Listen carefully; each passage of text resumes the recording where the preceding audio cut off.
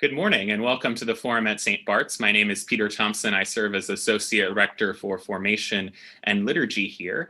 And I'm glad this morning on this Valentine's Day to welcome you to this conversation on love and marriage with Stephanie Coontz. Professor Coontz is Professor Emerita of History and Family Studies at the Evergreen State College in Olympia, Washington. She is also the Director of Research and Public Education at the Council on Contemporary Families. She's the author of several books, including The Way We Never Were, American Families and the Nostalgia Trap, and Marriage, a History, How Love Conquered Marriage. She's working on her next book, For Better and for Worse, The Problematic Past and Uncertain Future of Marriage. Professor Coontz, it's an honor to have you here. Thanks for getting up early on the West Coast and being with us this morning. My pleasure. So talk to us as we begin about why marriage might have been invented. When did marriage start? We say in our marriage rite that it was instituted by God, but from a historical perspective, when do you think marriage started and why? Well, we think it's one of the oldest institutions that human beings invented, although for different reasons than was thought for much of the past.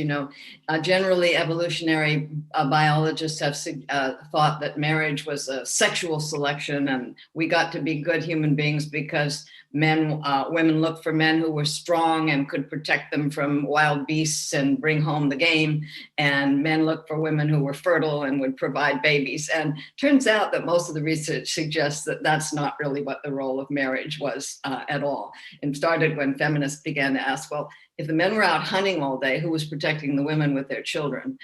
And then we began to look at foraging societies and realized that the typical way that bands survive is women do the gathering, men go out in groups to do the hunt.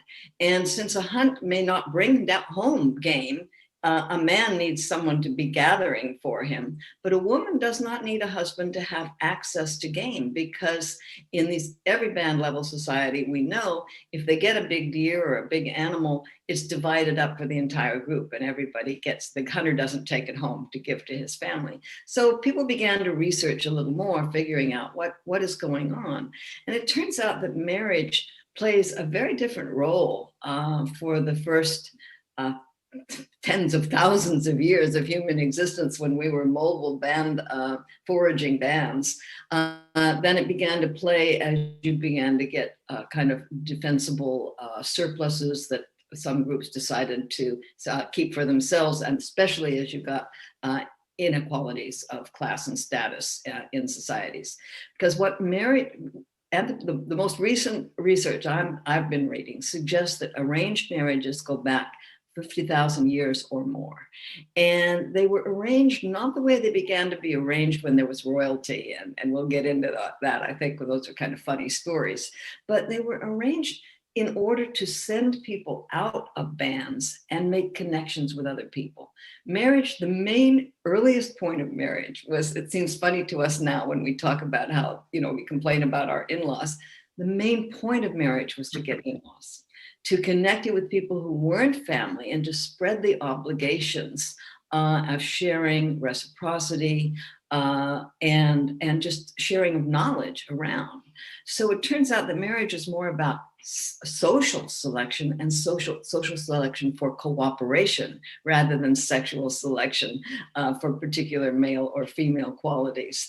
And what we found is that band level societies tend to have much bigger emphasis, like my brother's sister is my sister, my brother's wife is my sister-in-law, but her brother, her sister's wife, all of those might be considered in-laws in those societies. So it was really a way, in addition to big gatherings, dances, artworks, of combining unity, encouraging cooperation between bands, and for thousands of years, exogamy, marrying out of your group and making connections with other groups, was the way that marriage came about. That changes later, and it changes in interesting ways. So speaking of the changes that happened to marriage, the subtitle of your historical overview of marriage is How Love Conquered Marriage. How did love conquer marriage? Well, we think that love was pretty secondary even in band level societies, but that personal choice was much more allowed. When we look at foraging societies that have survived, and we look at evidence, it seems like maybe if the adults, the parents arranged the marriages, divorce was much more free in those societies and they could choose later. But as we get into societies where there are class differences, well, then I don't want if I'm in the top 10%, let's say, of a group of people who have unequal access to resources, I don't want my son to marry into somebody who's in the bottom 50%. I want somebody in mine or even a little higher. And at this point in history, marriage becomes this matter of intrigue. And particularly by the time you get class societies, love is really totally secondary. It's nice if for centuries, the idea was, well, it's nice if it develops in marriage because that makes the partnership work more smoothly, but it's definitely not essential. It's only gravy. The meat and potatoes is who you ally with. And so it became, for the upper classes, it was a way of making alliances with people who had social status, who had a claim to royalty, who had other lands that you could call on, people who had calls on obligations to their dependents. In the middle classes, it was a way in substitute for banks of raising capital. And even in the lower classes, it was, the family unit was the way that people survived. And there were no male provider families in the past. That's another myth in history. That was a totally recent invention. Families were co-providing families. And so you wanted to marry somebody who had a good reputation as a worker, who maybe knew the same kind of skills that you do. Bakers tended to marry other bakers. And so there was this emphasis on marrying for practicality and a lot of discouragement of marrying for love. And in areas where class relations were very strong, there were real punishments for people who tried to marry for love. By the 16th century, it was against the law, and the parents could dissolve a marriage that was made without their permission, making the child illegitimate. And a good sense of how marriage was not as protective as we think. We think, okay, marriage was invented to protect kids. Well, actually, marriage was also invented to exclude kids who were not born to approved marriages. A child born outside of marriage or of a dissolved marriage was a filius nullius, literally a child of no one and entitled to nothing. So that's what I mean about the problematic past of marriage. Another part of the problematic past was that it became increasingly repressive to women. And women there was more concern to marry women because you didn't want a child born. You didn't want a woman to choose a man who would bear a child that would have some claim on your property that you didn't want. The Greeks put it, we don't want somebody else to sow a seed in the furrows that we have plowed. So how did love start to take on a more central role as we get towards modern times? Well, young people, of course, have always wanted to marry for love. And not to be disinherited for doing so. And a few things came together. As wage labor developed, and this developed first in the Western Europe, England in particular, it became more possible for a young person to defy their parents, to say, well, I don't have to wait until I inherit the farm or until my dad gives me a dowry. I can go out and earn some money and do it. But along with these changes of commerce and all of these came new ideas about that maybe the hierarchy of feudalism that said only, this is this very rigid class system, maybe there should be opportunities for people to earn their own livings no matter what their origin was. And maybe the older generation in the state shouldn't dictate to the young. So the theories of the Enlightenment, later the French and the American Revolution, encouraged people to say, hey, young people should be free. The autocratic rule should be gone, not only of monarchs, but of parents. And so there was a real challenge to the old patriarchal system, and young people began to want to marry for love. Although, and what's interesting is that this was as challenging to conservatives of the day as gay marriage was to conservatives of the 20th and early 21st century. They said, oh my gosh, if we allow people to marry for love, how will I prevent my daughter from being seduced by someone who just wants my property? How will we prevent men from giving in to their wives instead of just ordering them as is proper? And how will we prevent divorce? If people are to marry for love, won't they say that they have the right to divorce if they fall out of love? So this actually caused kind of a crisis, and there were huge debates about how we can accommodate the desire for love among young people, which we're evidently not going to be able to turn back, with a desire for stability. And by very long process that we can get into if you want, or we raised it later in the question period, one of the things that came about, and this I think surprises people, is a totally new idea of men and women as opposites. In the old patriarchal system, women were considered maybe lesser men, but they were considered to have most of the same capabilities, which is why a woman could act as a deputy husband. Women were considered evil because they made Adam disobey in the Christian, and they were considered more prone to disobedience than men, more prone to sexual excess. Well, all of this reverses in the late 18th and early 19th century, and we get this new theory that women are more virtuous than men. Men have to go out into this new competitive economy and this new political situation where actually every white man has a right to talk about their ideas and to fight about them. And women are the ones who take care of morality. They take care of altruism while men are out competing for money. And they're naturally virtuous. They're naturally non-sexual. And so therefore, the only way that you can get access to the resources, skills, emotions, and talents of this other sex is by marriage. So marriage becomes seen, even though it still remains hierarchical for many years, not as a relation of hierarchy as it was before, with the man as the boss, the woman as second in command, and she bossed people lower her, but it becomes the association of opposites, and you can't be complete without your opposite. And this theory helped to stabilize marriage. I know in your book you talk about the influence of the Protestant Reformation. Can you talk at all about the role of religion in defining marriage and redefining marriage? Well, Christianity, of course, has a long history. Christ himself was not particularly fond of marriage.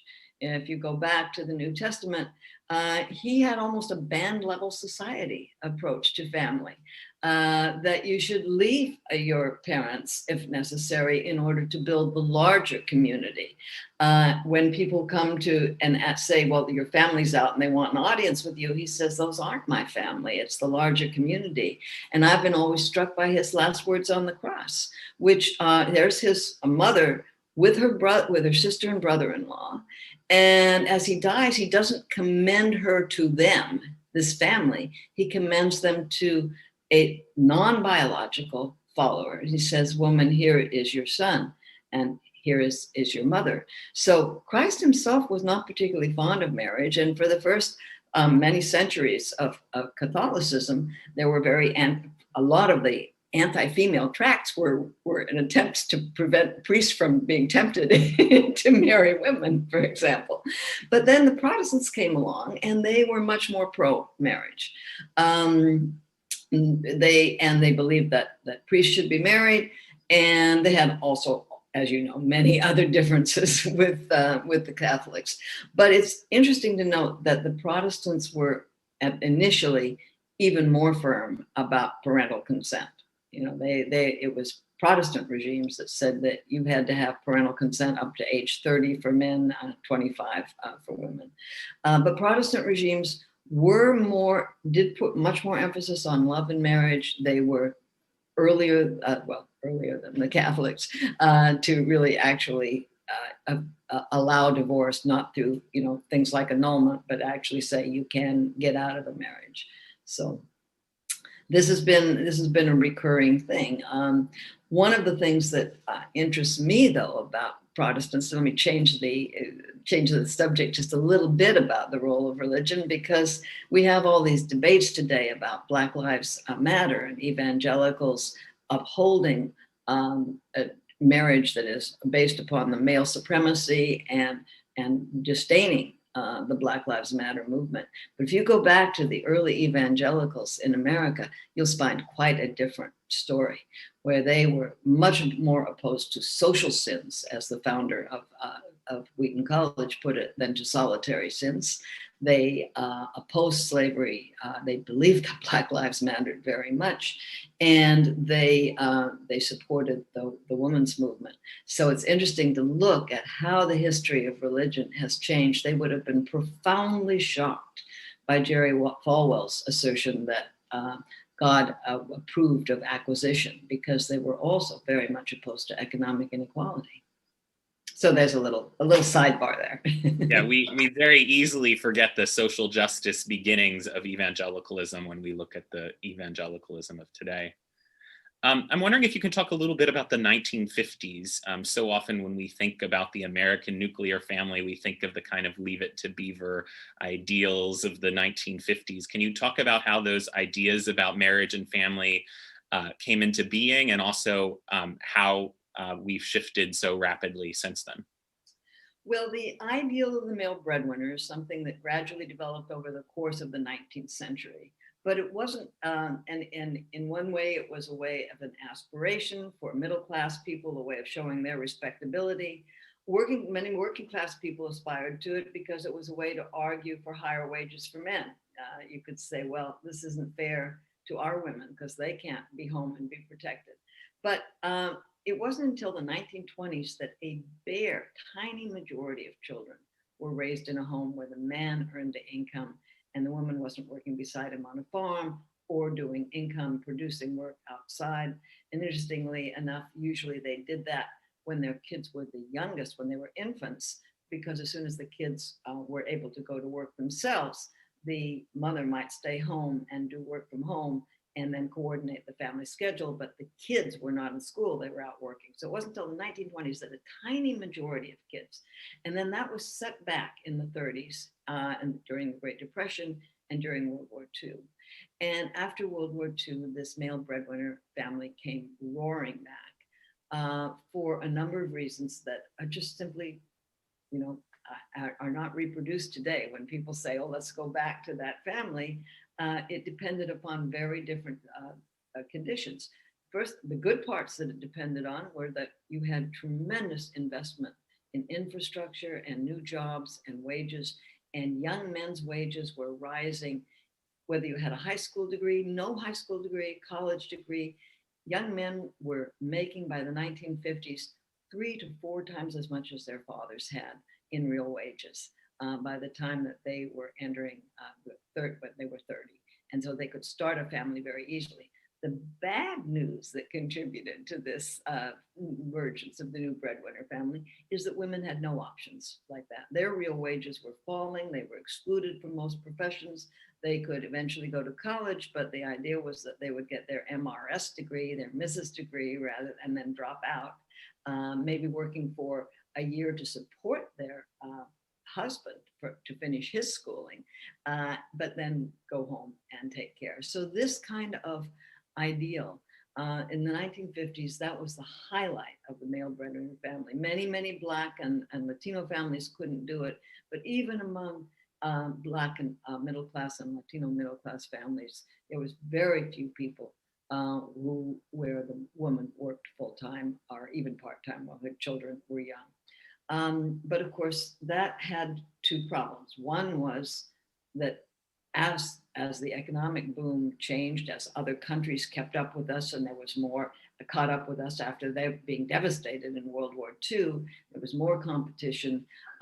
There was the development of monopolies that began to roll back the New Deal programs, and men's wages began to decline or stagnate, which gave women an incentive, gave families an incentive to go in. But also women, it turns out, didn't love the stay-at-home thing. Women were excited by the new expanding economy and educational system of the 60s, and many of them were just, miserable. I interviewed more than 100 women who had read The Feminine Mystique back when it came out in 1964. And inevitably, they told me that they had tried to do it the way that Leave It to Beaver and all of the people told you to do, that they had dropped out of college, they had devoted themselves to having the kids, they'd married early. The average age of marriage in the 50s for a woman was lower than 21. She couldn't even legally drink champagne at her wedding.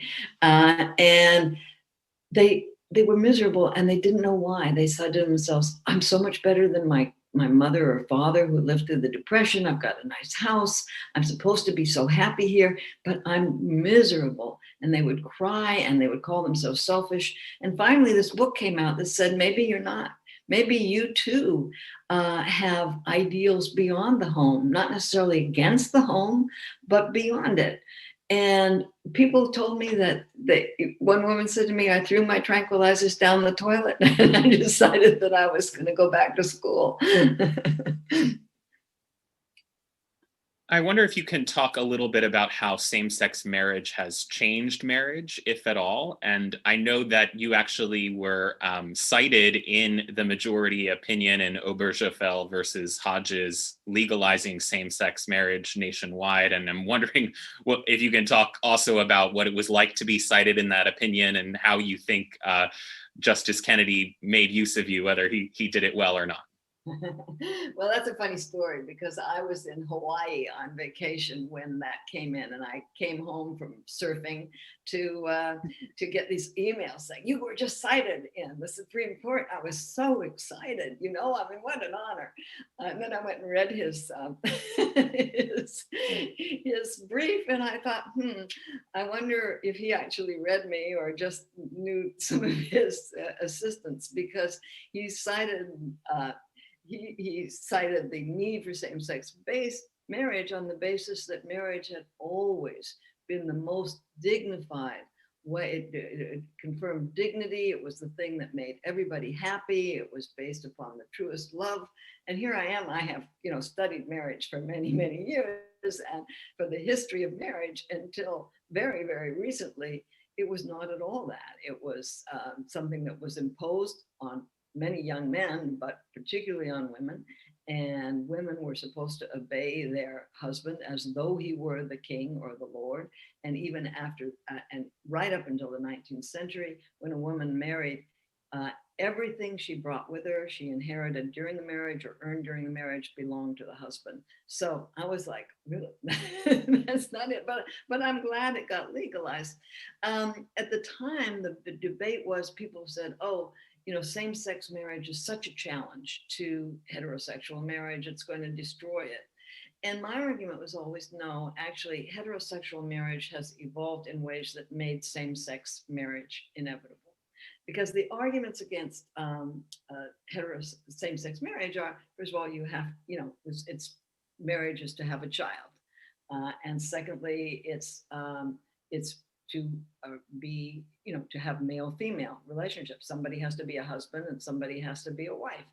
And it's a lifelong relationship. So heterosexuals were the ones who demanded, no, marriage should be about love and sexual satisfaction. You shouldn't have to marry someone that you're not sexually attracted to. You should have the right to not have children, birth control. Or you should have the right to have children by assisted reproduction. As late as the 1950s, one Supreme Court said that assisted reproduction was a form of adultery and the child was illegitimate. But heterosexuals said, no, we have the right to have a child, even if we cannot physically have a child. And so these two things really undercut the arguments against same-sex marriage. But the kicker was in the 70s, when the first male couple asked if they were married, the reporters shouted at them, who would be the husband? Who would be the wife? Because husbands and wife had totally different rules. Right up until the 1970s, the law said it's the husband's job to earn the money, and it's the wife's job to take care of the home. A husband owes those services. The wife owes sexual services to the husband. A husband could sue for the loss of consortium, those services and comfort of his wife, because that's what he was entitled to, but he couldn't sue for the loss of her monetary wages because she wasn't entitled to work. A woman could not sue for loss of consortium, although she could sue for loss of his support. Well, all that changed in the 70s because of the feminist movement. And marriage was redefined as a neutral institution where you could choose if both partners had equal rights and equal obligations, and you could choose what roles you played in marriage. So, by that point, I think same-sex marriage became inevitable. It was just a matter of same-sex proponents and their allies breaking down the last resistance. But logically, it was inevitable. Now, in terms of its effects, I would say that its effects have been very healthy for heterosexual marriages, because one of the other changes that we've seen since the 1980s in particular is a growing discontent with the older rules of marriage, that the wife does all the housework and the childcare, and the husband is the one who earns the breadwinning and makes the decision. And in fact, possibly the best explanation of this, and what a huge change it was. Back in, most of your viewers are probably in New York, and a few years ago, I think it was 2014, New York Times Magazine had a big article called "The Equal but Sexless Marriage," arguing that they found that the studies that showed longitudinal studies of married couples found that the ones who shared childcare and housework were less satisfied with their marriages and less sexually satisfied. But then that was a longitudinal study that was made in 1991 or 92. So some researchers said, well, wait a minute, things have changed since then. Let's look at marriages formed since the early 1990s. And they found the opposite, that the strongest predictor of marital and sexual satisfaction was a relatively equal division of labor at home, that one of the strongest predictors of conflict was the failure of men to do dishwashing in particular, by the way. You know how these people will say to you, if your wife will draw your wife a bubble bath and that's what's going to make her happy, I'd say put your hands in the dish soap, and that's going to make her more happy. Well, So I guess the bottom line there is that because heterosexual couples are looking to change their way that they relate, they can learn a lot from same-sex couples, because same-sex couples don't come to marriage with the idea of, oh, well, you're skilled at this, I'm skilled at this. We have the same skills and some of the same habits. So how do we divide up these chores in a way that's not preordained by 200 years of history? And they have to negotiate it more. And what's interesting is when you look at same-sex couples, they're much more satisfied with the division of labor. Sometimes it's a division that is quite different. The one cooks, one does the dishes. But the point is that they negotiated it in terms of their real desires and capabilities, not in terms of trying to live up to stereotypes. And that's something that heterosexual couples can learn from them. I encourage those of you who are watching who have questions for Professor Coontz. We still have a few minutes. Please send them in. You can use the live chat function on YouTube, the comments function on Facebook, or you can email me, pthompson@stbarts.org. That's pthompson@stbarts.org. While we're waiting for those questions, I wonder, Professor Coontz, if you can talk a little bit about other trends you're currently seeing in marriage. How is marriage changing in these times, especially? Well, the good news is that individuals are doing pretty well, or have been up until this incredible tensions of the COVID. Men have upped their housework and their childcare. Women have stopped gatekeeping so much. That's something that sometimes when we women complain about men not doing enough, we don't realize that we inhibit them by saying that they should be our unskilled helper, that we actually are the ones who know how to change the diapers and do these things. or my husband caught me out on it just a few years ago. For all the years that I've studied it, he caught me repacking the dishwasher because I didn't think he did it right. And then he said, you know, if you want me to load the dishwasher, why would I do it if you're going to redo it? And, you know, I said, yeah, I know, this is all the research I've done and I'm still falling into this. So women aren't gatekeeping so much. Again, one of the good predictors of a man's happiness in marriage is sharing housework, but particularly sharing shopping. And I think that's because it suggests that the woman trusts him to be able to make some judgments rather than saying, oh, you got the wrong thing all the time. And women are more happy when it's shared. So these kinds of things are very important to us. And men and women are doing a good job. There's two problems that we see. First of all, even before COVID, society's laws and workplace habits had not caught up with this. You know, we're still assuming that every worker who's a good worker and who deserves promotion has someone at home to take care of the rest of life. And so we have lack of the paternity leave and the maternity leave that other advanced countries have. You know, we're the most backward advanced country in the world on that. And then COVID came along, which really accelerated the crisis. And it was an interesting thing that we found. I've read and edited a lot of the CCF studies by researchers who are studying what's the impact of COVID. And one thing they found is that among men who were doing housework and childcare before COVID, they did step up their work and housework and childcare quite a bit. But the big kicker came when the schools were closed and you had to do long distance learning. And I see this as a sort of lagged adaptation. Okay, we've had a little experience, you know, for 20 years, women have been saying, hey, do the housework, do the childcare. Men have begin to learn the invisible labor that does that, and they're stepping up to the plate on that. But then we're hit with these, you have to do homeschooling. And that's just impossible. First of all, it's impossible to do and work full time. So there's a tendency for women who still don't earn as much as men on the whole to be the ones who have to cut back and step back. But also there's, I think, a psychological thing of men and women alike saying, well, women will be better at this. This is a new thing. Women are better at caring. Women are better at this, you know, this gatekeeping that I talked about. So women tend to take it over.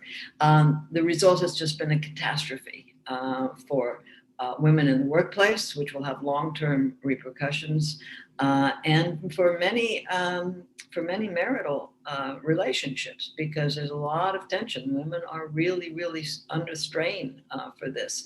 One interesting study I saw showed that women who work from home actually feel more stress and more anxiety than women who go out to work, whereas men who work from home feel less. And that's, I think, because women are always haunted by that double burden, that we have to do the other things as well. When both members of a couple are working from home, men have stepped up their childcare a lot, their formal childcare. But in the times when the husband and the wife are supposed to be doing actual work, women are interrupted by the kids much more often than the men. Possibly because the kids, you know, think mom's the one, but also possibly because men feel more able to say no, women feel less able to say no. So these are real crises. And we've seen, you know, families, we don't know what the divorce rate will be, but we've seen an upsurge in searches for divorce as part of this crisis. Can you talk a bit more about divorce rates and where was divorce, at least going into the pandemic? Are people getting divorced more? Are marriages not lasting quite as long? That kind of thing.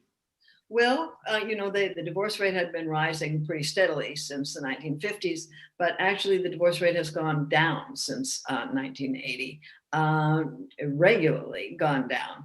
So that's the good news, because, and it's the good news, not in the sense that no divorce is good news, because if you people can't divorce and there's, you know, abuse going on or unhappiness, I don't think that's a good news situation. Let me just take a little detour and say that when no-fault divorce was adopted, we had a unique experiment because it was adopted at different times in different places. And in every state that adopted no-fault divorce, the next 5 years, yes, saw an increase in divorce, but also saw a 30%, an average 30% decline in domestic violence. So people were being able to get out of bad marriages. But given the fact that people can get out of bad marriages, it is good news that the divorce rate has gone down. Unfortunately, that good news tends to be confined to people with economic and educational security. One of the good and bad aspects of modern marriage is that because it's more equal, and because women have more options outside the home, you have to have good negotiating skills. You have to have time to negotiate. You have to have patience to negotiate. And one of the results of that is that people who are under economic stress or in precarious situations, that is one of the greatest, greater than family of origin issues, predictors of poor negotiating skills, impatience, hostile interactions between people. So as this has occurred in America with our growing inequality, we are seeing that couples who do not have the economic resources and the educational resources to develop that stability in their home are having higher divorce rates. They're either not getting married at all because they actually understand the risk, not because they're stupid, or they're getting married and their marriages are ending in divorce. So this is the bad news. The good news we've talked about, for those who have the educational and economic resources, marriages are getting fairer, they're getting better, the children are being taken care of better, but our economic inequality is undermining that for a large section of the population. Again, if you have questions for Professor Coontz, please use the live chat function on YouTube, comments function on Facebook, or email pthompson@stbarts.org. Now, I know you're not a psychologist, you're a historian and social sciences researcher, but do you know what makes a marriage work? Can you share anything about any tips you have for married and committed couples out there? Well, one of the things I can pass on is findings by the psychologists that I get to read in my position as director of research at the council, is that, you know, how you argue, it is very important. That if you don't do kind of global, you always do that. You always do that. If you can have a soft startup, if you and incidentally, this is another thing that gay couples tend to do better than heterosexual couples. They're less threatened by an argument, it appears, and so they inject humor and affection more often in it, and that's something that's important. There are lots of things you can do to improve your excitement with each other. I consider, for anyone married over a year, I consider date night some of the worst advice that you can be given. I mean, what is date night if you've been married for a while? You go out and you say, oh, what about the kids? You know, you try to think of new things to do. Actually, the research shows that there are two things that make people happier when they're married. One is staying home and having sex without the kids. And the other is going out without the kids and socializing with other people. And I use my husband as a good example in that. You know, he's very funny. He's got a lot of funny stories to tell and interesting background and good humor, but I've heard them all. So I don't want to go out for a date with him and hear them again.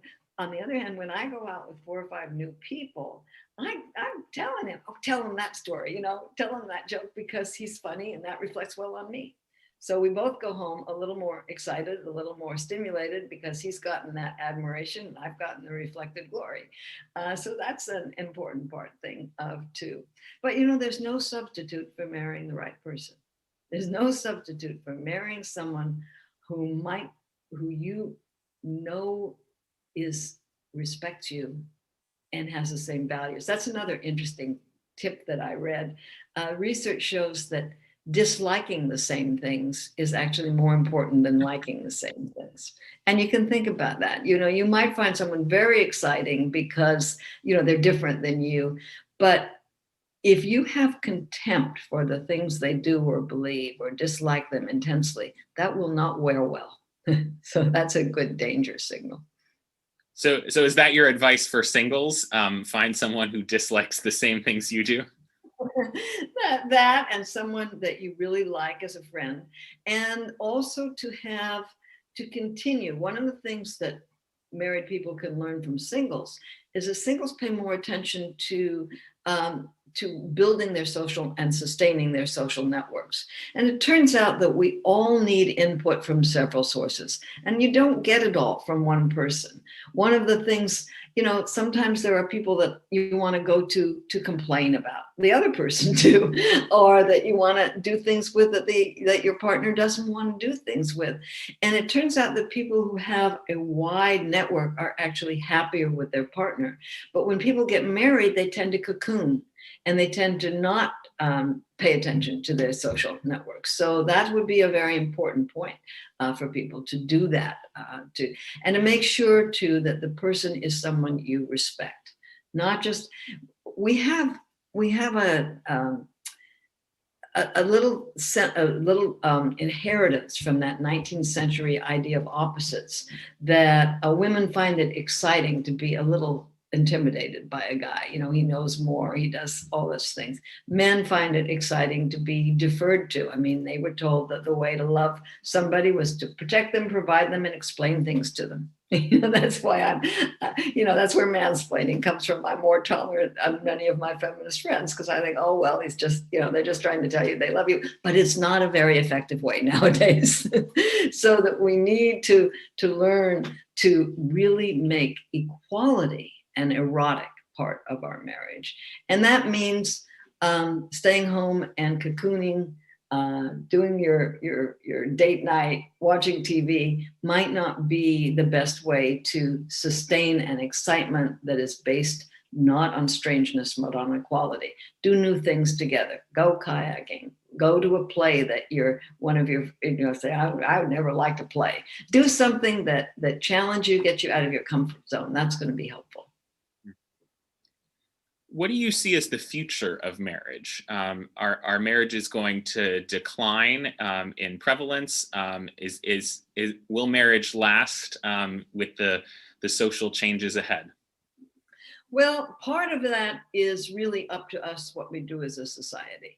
I think that unless we can do something about the economic inequality and insecurity, and do something about the providing work-family policies that allow both parents to spend time at home and to spend time at meaningful work, that we are going to have a decline in marriage, and an even bigger decline in marriage, and an increase in childlessness that is not wanted, or people having fewer children than they want. The polls show that this happens all the time, and that it's almost always related to the inability to combine work and family life.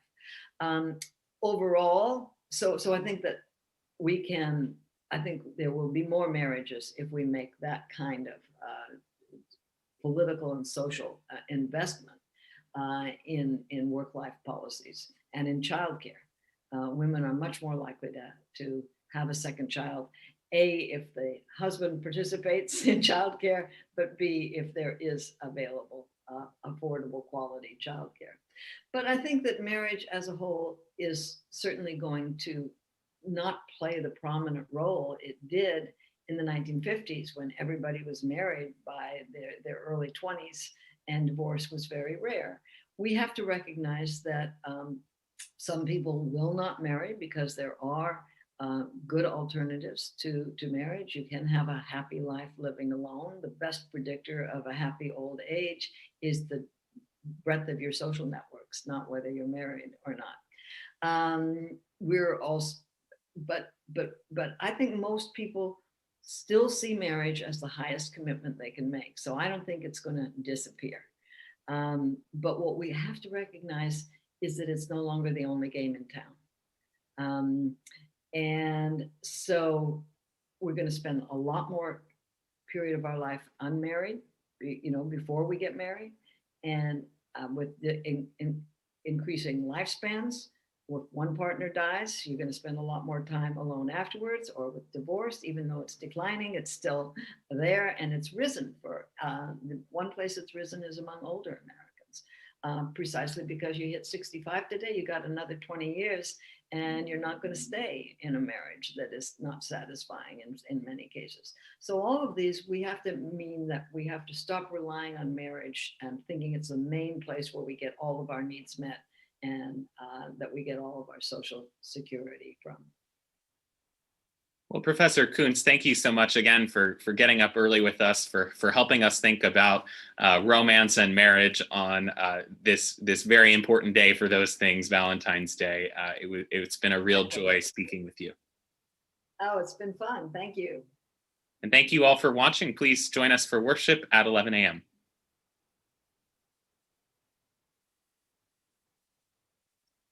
Thank you so much, Stephanie. I really appreciate it. Oh, no problem. I guess you didn't get any